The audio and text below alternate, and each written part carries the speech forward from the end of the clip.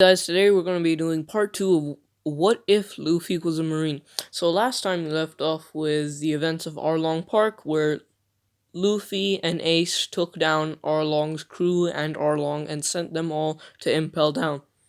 So after that, a few months later, there was the events of Alabasta. Um, Luffy, Ace, and Smoker got captured by Crocodile.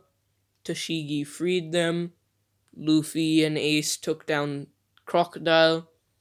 Um, they had already previously been promoted to a one rank before Smoker, uh, before Captain rank. So after defeating a warlord that was extremely corrupt and saving a nation, and this is all within their first year of being Marines, they both got promoted to Rear Admiral. So now Luffy and Ace are Rear Admirals. Then some um, more months later, they eventually went to Water 7 and they um, ended up arresting Frankie and the Frankie family. And Frankie got sent to Impel Down, where the rest of the Frankie family just got sent to regular prisons.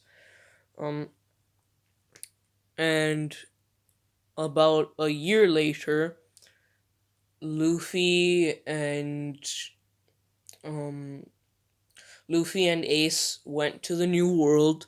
They went to Dressrosa to investigate about few rumors that they'd heard about Doflamingo running illegal stuff in Dressrosa.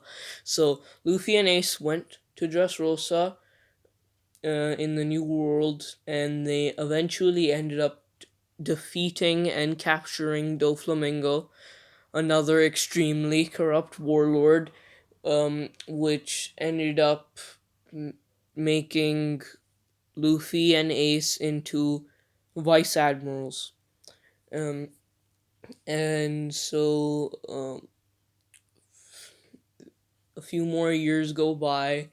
Luffy and Ace end up defeating all the most powerful villains from the Four Blues, and they end up capturing all the all the supernovas, and that gives them a pretty great reputation, like almost to the level of Garp.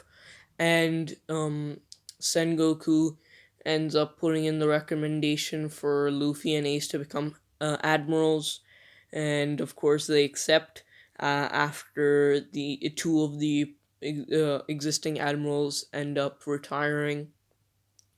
So Luffy and Ace are now admirals after being in the Marines for let's say at this point they've been in the Marines for about almost 5 years, and they're already both admirals. And a few more years go down the line where in the timeline where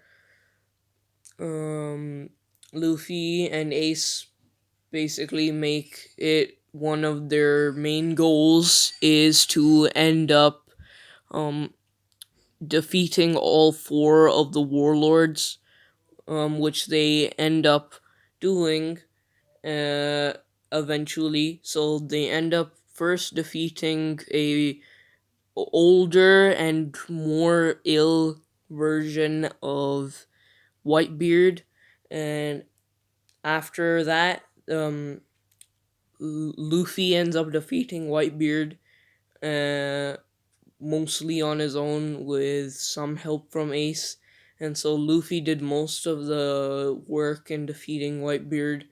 Um, Luffy ended up getting the rank of um, Fleet Admiral, which was his dream the whole time. Luffy and Ace's dream was to become Fleet Admiral instead of becoming King of the Pirates. So Luffy ends up becoming the Fleet Admiral. Ace stays an Admiral.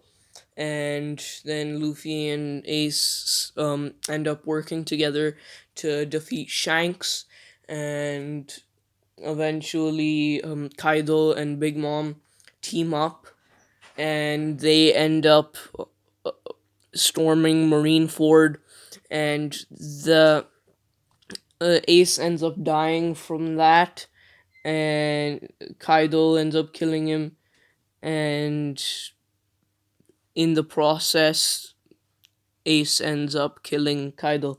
So after that, Luffy ends up killing Big Mom, and then that's the end of Marineford.